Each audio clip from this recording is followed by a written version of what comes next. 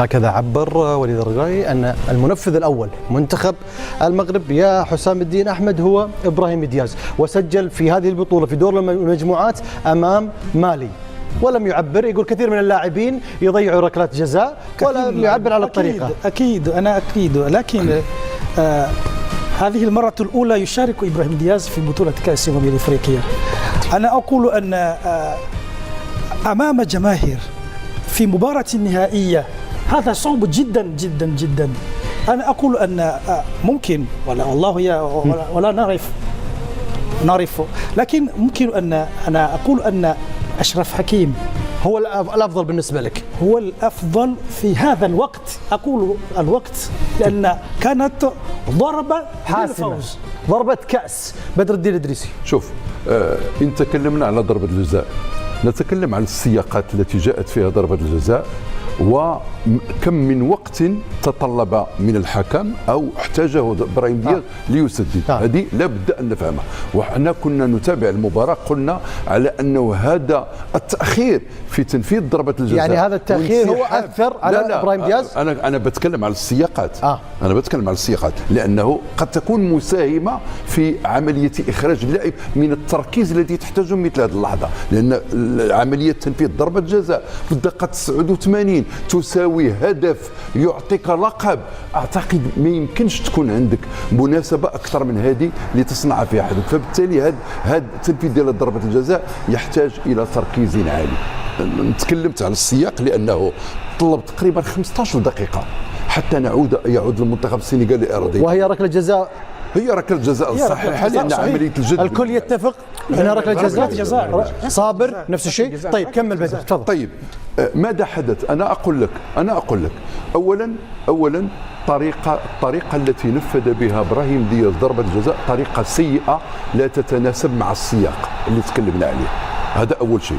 ثاني شيء أنه اختار القرار الخاطئ ولم يقم بالتنفيذ الجيد، بمعنى أنني لما نقرر نعمل بانينكا اللاعب يكون عينه على حارس المرمى. طيب هل سيتحرك ام لا يتحرك؟ طيب. ان شاهدته لا يتحرك سألجأ الى ردة فعل ابراهيم دياز اثناء احتساب ركلة الجزاء ودخوله في سجال واحتجاجات مع الحكم. هل يفترض على وليد الرقراقي وهو يشاهد لاعبه في حالة التركيز وحالة النرفزة لنجم الفريق أن يغير من يسدد بعد هذه الاحتجاجات؟ يا مشاري إن كانت هناك من ملاحظة كل اللاعبين دخلوا في الجدل.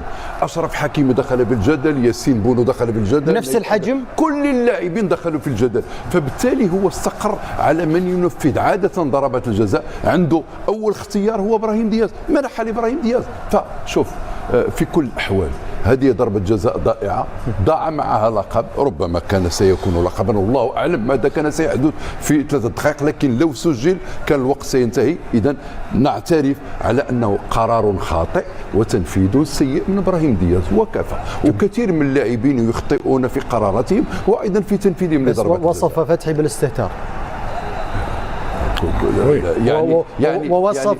عفوا فتحي، ووصفت أن من القمة في البطولة إلى القاع اليوم ابراهيم دياز. لا بس عشان ما تكرر كلامك نعطي إتاحة فرصة لبدر ثم صابر وثم تعلق. لا بالتأكيد. هل تؤثر على البطولة بشكل عام دياز؟ شوف يا مشاري، إضاعة ضربة الجزاء بهذا الشكل في هذا التوقيت وتحرم منتخبك من كأس إفريقيا الأمم ينتظرها منذ 50 سنة أكيد ستترك شروخ وندوب عاطفية وأيضا عن مشاعر عند لاعب إبراهيم دياز.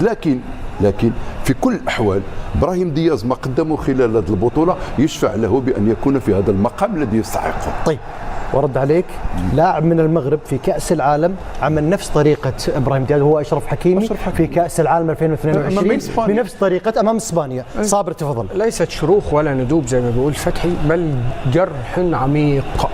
الشعب المغربي لن ينسى لإبراهيم دياز مهما حدث في رأيي الشخصي عبر التاريخ. تتكلم على بطولة مؤجلة من 50 عام، المنتخب المغربي بيسعى لحصد هذه البطولة ويجي التنفيذ أسوأ تنفيذ لركلة جزاء شاهدته في حياتي، زي ما كان أسوأ سيناريو وأصعب سيناريو شاهدته في حياتي، ده أسوأ تنفيذ لركلة. أنت بتتكلم عن توتي وبتتكلم عن زيدان، طبيعي كان هينال الاشاده.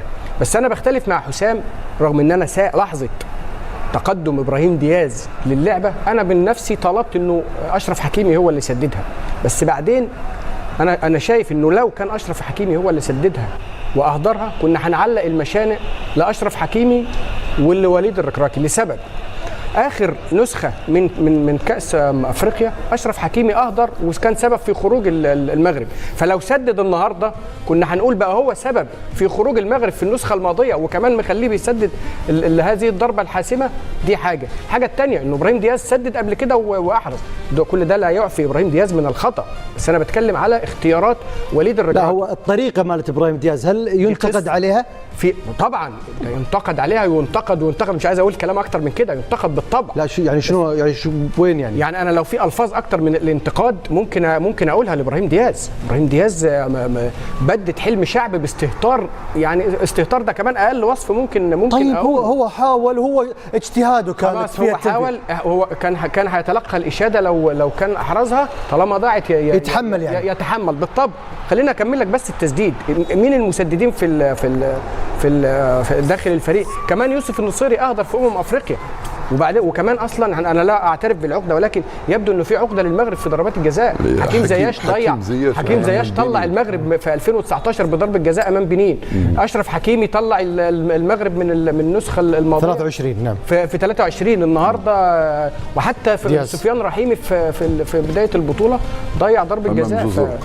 طيب فتحي، إذا بنفتح يعني اليوم الأحداث كانت كثيرة في المباراة النهائية، احتجاج وخروج مدرب السنغال في مطالبة لاعبيه بالاحتجاج على احتساب ركلة الجزاء، رغم أن كان هناك موقف إيجابي ومميز جدا للتاريخ لساديو ماني. بالطبع تصرف مدرب سنغالي تصرف غير مقبول تماما، كان يجر الفريق السنغالي يراه الى عقوبه متاع عامين ممنوعه من كل المشاركه.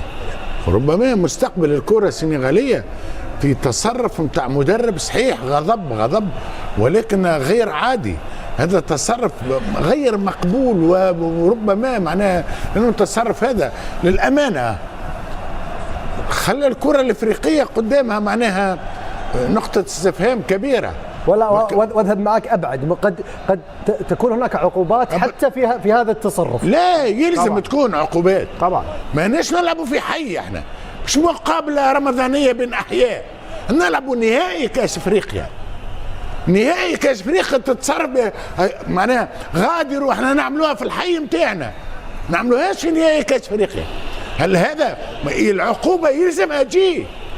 لانه لو ما تجيش العقوبه معناها اي مدرب اخر في اي مقابله اخرى يمكنه ان يتصرف بهذه الطريقه. والحمد لله انه فما عقلاء والمفرح والمحزن في نفس الوقت انه معناه التلميذ اللي هو ساديو ماني يلقن درس الاستاذ اللي هو المدرب، ويمشي هو ويعيط للاعبين ويقول لهم نرجعوا. وقال عباره ما نعرفش سمعنا الناس كل وقرينا، وانه قال لهم احنا رجال ما نغادروش حتى كي نخسر على الميدان. هم قد يكون احتجاجهم على الهدف الملغي. يا ودي تحتج على الهدف الملغي، تحتج على ضربة جزاء، تحتج على الميدان وتواصل وتستمر المقابلة. وبالتالي نعتبر انه مش عادي التصرف نتاع مدرب الفريق السنغالي، كان تصرف فعلا لا يليق اطلاقا، تصرف نتاع مدرب هاوي فعلا في مقابله نتاع هواك. والحمد لله انه الحمد لله ما نجمش. وشوف نعطيك بالنسبه لي انا ضربه الجزاء وتصرف ساديو ماني. ساديو ماني تصرفه كان للتاريخ. لا وتم بعد نحكيو عليه، نحب نحكي عليه ساديو ماني. اهدار ضربه الجزاء لو سجلها ابراهيم دياز وتصرف ساديو ماني خلى جائزة أفضل لاعب تمشي لساديو ماني ويستحق. لو سجل إبراهيم دياز ضربة الجزاء كان جائزة أحسن لاعب تمشي إبراهيم دياز. شوف وقت اللي يكون عندك رفعة تاع تصرف إنساني راقي جدا، تصرف حضاري راقي جدا تاع ساديو ماني مع الانتصار بطبيعة الحال، خلى الجائزه نتاع افضل لاعب. وانا اقول اكثر من هكا، ساديو ماني افضل لاعب وربما افضل انسان في هذه الكاس الافريقيه، لانه تجنب لنا فضيحه. نلعب مثل الرجال لنعود، هكذا عبر ساديو ماني. ها حسام الدين احمد، ساعطيك مجال فتحي، لكن اليوم الاحداث كثيره والكل يعني في الحلقه الختاميه تمنيناها مغربيه، لكن قدر الله ما شاء فعل. تفضل يا حسام.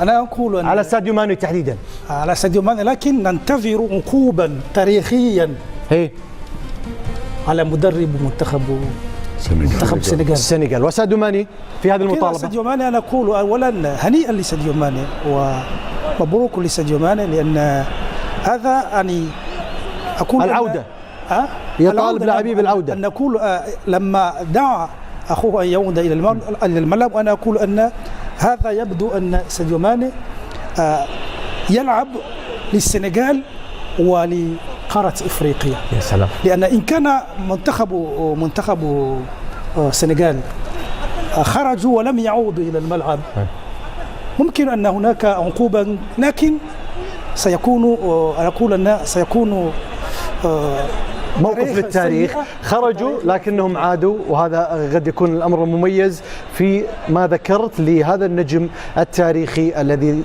كان قراره شجاعا ضد مدرب منتخب بلاده. إذن هذا الموقف يجب أن يكون مع الجميع، مع صابر وبدر كذلك في هذا الموقف تحديدا. صابر، بيلوموني في حب هذا الإنسان وليس اللاعب. ساديو ماني أنا دايما أضعه في مصف لاعبين العرب اللي أنا بحبهم كلهم، محمد صلاح، أشرف حكيمي، كل نجومنا العرب. ساديو ماني أنا مقدرته وحبي ليه ما بيقلش عنهم. لو تذكر يا مشاري من أيام قليلة كنا اتكلمنا هنا في الحصة على لقطة اتهم فيها ان هو بيهين المنتخب المصري ويضع المنتخب في جيبه. انا دافعت عنه بشراسه وقلت هذا التصرف لا يصدر من ساديو ماني ومن لاعبي السنغال، وعلى راسهم ساديو ماني. انسان دايما في كل تصرفاته انسان خلوق محترم، غير انه لاعب اكثر من رائع، لاعب متميز جدا في ارض الميدان. تخيل قائد ولا يرتدي شاره القياده، قائد بحق. هذه هي القياده وليست مجرد شاره توضع على اليد. موقف للتاريخ. موقف للتاريخ. خلينا نتكلم على وصمة العار التي تهددت هذه البطولة، لأنه ما حدث حقيقة يعني صدر صورة سيئة عن الكرة القدم الإفريقية لكل العالم. هذا أول شيء. لحسن الحظ أن ساديو ماني أنقذ البطولة، أنقذ المباراة النهائية، أنقذ أفريقيا، أنقذ سمعة كرة القدم الإفريقية، وأنقذ أيضا كرة القدم السنغالية، لأنها كانت ستتجرع مرارة عقوبة ربما ستنهي عهد جيل جميل جدا يلعب للمنتخب السنغالي. لاحظنا ساديو ماني عاد باللاعبين، لاحظنا كيف أن ساديو ماني في البداية، كيف قبل حتى ندخل المباراة، كيف عانق اللاعبين بخاصة اللاعبين المغاربة، وكأنه يدعوهم إلى أنه هذا احتفال سندخل لنلعب في إطاره. لكن لغاية الأسف بابتياو كان له رأي آخر في هذا الموضوع. ثم أيضا لاحظنا الحديث الذي دار ما بين ساديو ماني وشيخ المدربين الفرنسيين الذي تولى تدريب 8 أو 9 منتخبات فرنسية اللي هو كلود لوروا، وتكلم إليه. من هذيك اللحظة أتصور أن كلود لوروا حتى ساديو ماني على عدم السقوط في خطأ الانسحاب. ثم أيضا من قبل ما بيكلموا ساديو ماني كان ثم أيضا تكلم أيضا مع زميله الأسطورة الحاج ديوف، وبالتالي أنا أقصد أن بديك اللحظة ذهب إلى مستودع الملاعب. نعم. بعد هذا الحديث هو أصر على البقاء في الملعب. جميل. فتحي، والأفضل أنهم عادوا يعني، لكن الموقف وتعليق فتحي عليه. موقف تاريخي، موقف يلزم الكونفدرالية الإفريقية تعاقب مدرب السنغال عقوبة أشد عقوبة، ويلزم الكونفدرالية الإفريقية تكرم ساديو ماني لأنه أنقذ صورة وسمعة الكرة الإفريقية. راهم ينتظرونا، راهم أنا ديما نقولها مع الأسف، راهم ما يحبوناش. راهو النجاح الساحق نتاع الكأس الافريقيه هذه بالملاعب، بالجماهير، بالتغطيات، بكذا ما يحبوهاش، وبالتالي جاتهم على طبق، جاتهم هديه على طبق باش يقولوا هاوكا افريقيا، ريتوها افريقيا. الحمد لله ساديو ماني اللي فعله راهو يدخل به للتاريخ، والتاريخ النظيف. وشوف المولى سبحانه، وانا قداش نحب الملاعب، ما نعرفش شكون اللي صرح اللاعب رقم 5 بعد المقابله مع البين سبورتس.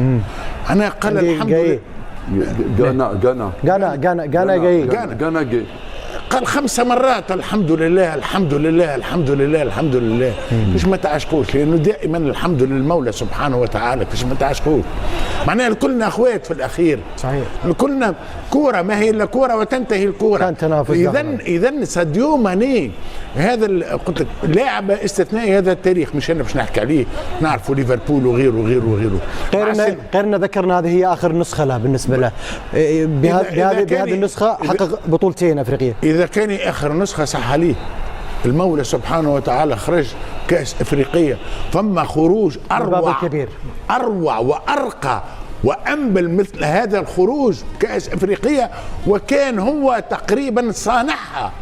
لانه لو بقي في المستودع كما تقول انت في حجره، لو بقى الفريق غادي راهو انتهت الكره السنغاليه، عقوبه بعامين، عقوبة على الأقل بعامين بعدم المشاركة من دورتين من نسختين. بالطبع بعامين مع الفضيحة للكرة الأفريقية. شكرا ساديو ماني.